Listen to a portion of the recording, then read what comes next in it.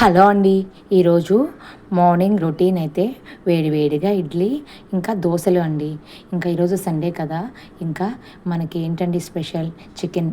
Chicken లేకపోతే అసలుకి సండేలాగా గడవదు మా ఇంట్లో అయితే. ఆ రోజు చికెన్ వండుకుంటేనే ఓహో! ఈరోజు సండే అని మనకు గుర్తొస్తది.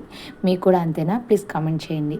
ఇంకా మార్నింగ్ అయితే బ్రేక్‌ఫాస్ట్‌కి ఇడ్లీ, దోస అండ్ చికెన్ అండి.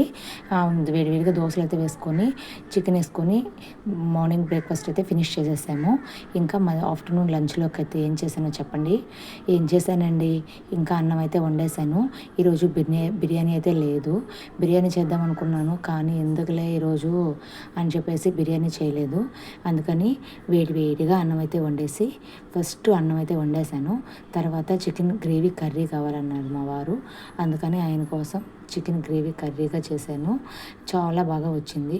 ఉదయం మార్నింగ్ వండిన షార్వా ఉంటే పెద్ద టేస్ట్ అయితే లేదు. ఈ కర్రీ మాత్రం చాలా బాగా వచ్చింది.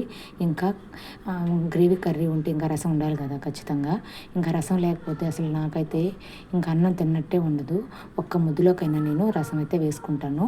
వీడియో నచ్చితే లైక్ చేసి ఛానల్ని సబ్స్క్రైబ్ చేయండి ప్లీజ్.